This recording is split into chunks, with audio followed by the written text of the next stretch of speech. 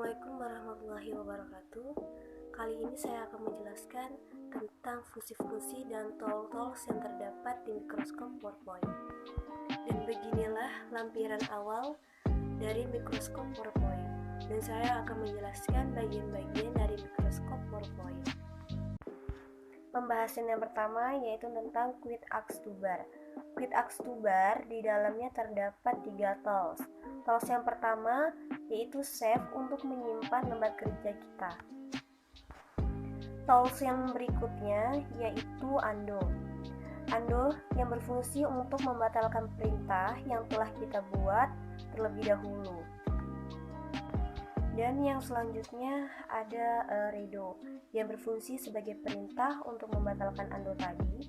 Selain itu kita juga bisa mengeklik keyboard yaitu Ctrl plus Y. Selanjutnya yaitu bagian tab menu. Di sini terdapat beberapa yaitu ada Home, Insert, Design, Transition, Animation, Slideshow.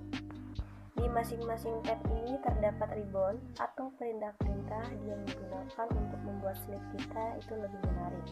Langsung kita masuk yang pertama. Tools yang pertama ada tools copy yang berfungsi untuk mengcopy teks, gambar, bentuk, dan objek-objek lainnya ke dalam keyboard. Dan yang kedua ada cut yang berfungsi untuk memotong bagian yang kita seleksi, setelah itu kita simpan ke dalam clipboard. Dan selanjutnya ada new slide yaitu berfungsi untuk menambah jumlah slide. Contohnya kita langsung klik saja new slide-nya, maka akan bertambah jumlah slide-nya. Lalu tools berikutnya ada layout yang berfungsi untuk menentukan tata letak dari slide yang akan kita bikin. Selanjutnya ada tool reset yang berfungsi untuk mengembalikan posisi ukuran dan hal yang telah diubah ke dalam posisi yang sebelumnya. Selanjutnya ada tool bold yang berfungsi untuk menebalkan huruf. Contohnya seperti I love you. Lalu kita blok atau kita seleksi, lalu kita tekan boldnya, maka berubah menjadi lebih tebal. Selanjutnya ada italic yang berfungsi untuk membuat teks menjadi miring. Seperti tadi kita blok dulu, lalu kita klik. Di sampingnya ada underline yang berfungsi untuk menggarisbawahi teks. Dan di sampingnya ada text down yang berfungsi untuk menambahkan bayangan. Selanjutnya ada character spacing yang berfungsi untuk memberi jarak pada teks atau spasi. Tools selanjutnya ada changes yang berfungsi untuk menentukan apakah tipe teks ini ada teks besar. Di sini ada increase font size yang berfungsi untuk menambah ukuran teks menjadi lebih besar. Selanjutnya, di sini ada font color yang berfungsi untuk mengubah warna pada teks. Di sini ada bullets yang berfungsi untuk format list yaitu simbol, dan di sampingnya ada number yang berfungsi untuk format list yaitu jadi huruf dan angka. Di sini ada alignment yang berfungsi untuk mengatur perataan kalimat pada suatu paragraf.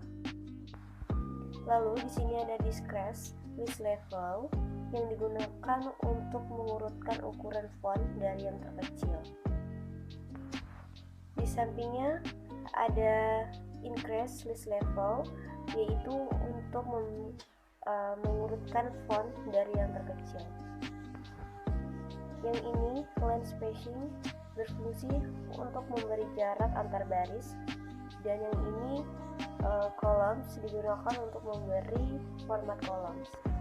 Lanjut, di sini ada text direction yang berfungsi untuk mengatur arah-arah teks. Baru di sini ada alex text yang berfungsi untuk mengatur posisi teks. Di sini ada beberapa shape atau bentuk-bentuk dan ada juga shape fill yang digunakan untuk mengubah warna pada bentuk objek. Selanjutnya, ada shape outline yang digunakan untuk memberikan warna pada garis objek shape.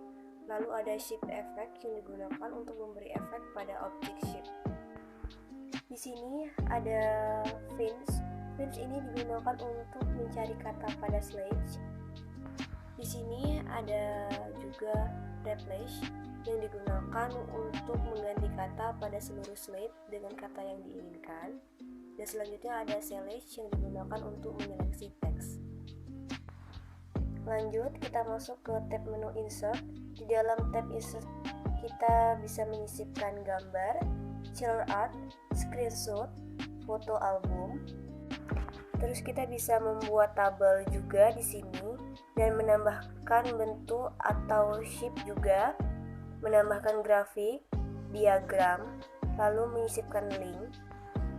Lalu di sini kita juga bisa membuat teks di dalam box, membuat bentuk dalam teks, terus menentukan waktu dan tanggal. Kita bisa juga membuat halaman pada slide, bisa menambahkan simbol, menyisipkan video, dan bisa juga menyisipkan audio. Lanjut, kita masuk ke tab menu desain. Di dalam tab menu desain ini kita bisa memilih desain slide yang kita inginkan. Terus kita bisa mengubah warnanya juga, mengubah font hurufnya, dan juga bisa mengubah efek. Kita bisa menambahkan backgroundnya juga. Lalu kita masuk ke tab menu transition. Transition memberikan animasi pada saat pergantian slide. Lalu ada animation memberikan animasi dan slideshow untuk menampilkan slide dengan layar penuh, dan ada juga review dan view.